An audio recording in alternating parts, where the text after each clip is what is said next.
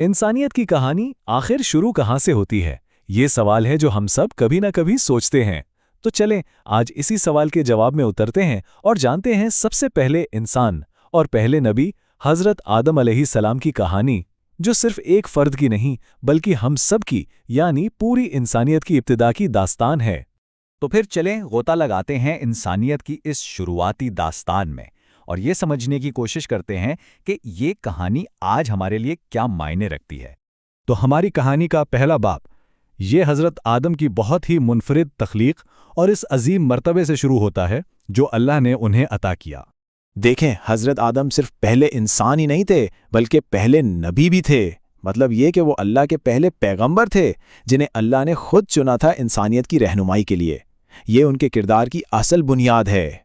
ज़रा तसव्वुर करें, अल्लाह ने ज़मीन की आम मिट्टी से एक शक्ल बनाई और फिर उसमें अपनी रूह फूंकी और वो एक जीता जागता सोचता समझता इंसान बन गया। ये सिर्फ एक तख्लीक नहीं थी, ये एक मौजज़ा था जो उनकी दोहरी हैसियत को ज़ाहिर करता है, एक जिस्मानी और एक रूहानी। और फिर अल्लाह ने हज़रत आदम को एक ऐसी खासियत दी जो किसी और मखलूक के पास नहीं थी, हर चीज़ के नामों का इल्म। ये कोई आम इल्म नहीं था, ये इतना गहरा और वसी था कि उसने फरिश्तों जैसी नूरी मखलूक के सामने भी उनकी बरतरी साबित कर दी। यहाँ से कहानी एक नया मोड़ लेती है, एक तसादुम का मोड़ जिसका मरकज़ इब्लीस का किरदार है। फिर वो लम्हा आया जिसने कायनात की तारीख बदल दी। अल्लाह ने तमाम फरिश्तों को हुक्म दिया कि वो आदम को एहतराम के तौर पर सजदा करें। समझें कि यह सिर्फ एक हुक्म नहीं था, ये इताअत और तकब्बुर का सबसे बड़ा इम्तिहान था जिसके नतीजे ने सब कुछ बदल कर रख दिया। देखें, दोनों की बुनियाद में ही फ़र्क था। हज़रत आदम की बुनियाद मिट्टी जो आजिज़ी की अलामत है, और दूसरी तरफ इब्लीस जो आग से बना था जिसकी फितरत में तकब्बुर और गुरूर था। इब्लीस के इनकार की वजह क्या थी? सिर्फ एक चीज़, तकब्बुर। उसके अल्फाज साफ थे, मैं उससे बेहतर हूं। उसने सोचा कि उसकी आग वाली तख्लीक आदम की मिट्टी वाली तख्लीक से ऊंची है और बस यही सोच उसकी बगावत की बुनियाद बन गई।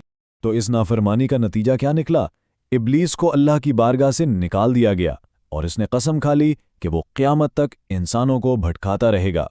इब्लीस की बगावत के बाद कहानी का रुख जन्नत की तरफ मुड़ता है, जहां हज़रत आदम और उनकी साथी हव्वा एक नई और बहुत अहम आजमाइश का सामना करने वाले थे। जन्नत में हज़रत आदम अकेले नहीं थे। अल्लाह ने उनकी तन्हाई दूर करने के लिए उनकी साथी हज़रत हव्वा को बनाया। वहां उन्हें हर नेमत हासिल थी, हर तरह की आज़ादी थी, बस एक पाबंदी थी, एक ख़ास दरख्त के करीब नहीं जाना था। और अब आता है कहानी का वो हिस्सा जो हम सबसे जुड़ा हुआ है, गलती, पछतावा और फिर माफ़ी का सफ़र। यहाँ शैतान अपना काम करने आया। इसने वसवसा डाला, झूठे वादे किए कि अगर इस दरख्त का फल खा लिया तो वो फरिश्ते बन जाएंगे या हमेशा की ज़िंदगी मिल जाएगी।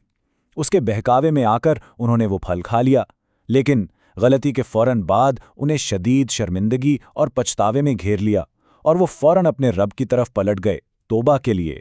जब उन्हें अपनी गलती का एहसास हुआ तो उनके दिल से जो दुआ निकली वो इस कहानी का सबसे जज्बाती और अहम हिस्सा है। उन्होंने कोई बहाना नहीं माना, सीधा अपनी गलती मानी और अल्लाह से रहम और माफ़ी मांगी। ये आजिज़ी की सबसे खूबसूरत मिसाल है। अल्लाह जो रहमान और रहीम है, उसने उनकी सच्ची तौबा को फ़ौरन कबूल कर लिया। माफ़ी तो मिल गई, लेकिन अब उनका ठिकाना बदल गया था, जन्नत नहीं बल्कि ज़मीन। और यहीं से इंसानियत के एक बिल्कुल नए बाब का आगाज़ हुआ। और यहीं से ज़मीन पर एक नई ज़िंदगी शुरू होती है, एक नई जिम्मेदारी और वो सबक जो इस पूरे सफ़र से इंसानियत को मिलने थे। ज़मीन पर आकर इनका किरदार अल्लाह के नायब यानी खलीफा का था। हज़रत आदम ने अपनी औलाद को सिखाया कि अल्लाह की इबादत कैसे करनी है और नेकी का रास्ता कौन सा है, और इन्हीं से इंसानियत का ये अजीम ख़ानदान फैला जो आज पूरी दुनिया में आबाद है। तो इस पूरी कहानी से हम क्या सीख सकते हैं? कुछ बहुत अहम बातें। पहली ये कि तकब्बुर ये सबसे तबाहकुन चीज़ है। दूसरी, जब भी गलती हो फ़ौरन अल्लाह की तरफ पलटें। तीसरी, अल्लाह की रहमत बहुत बहुत बड़ी है। और आखिरी बात, शैतान हमारा खुला दुश्मन है, उसे कभी दोस्त ना समझें।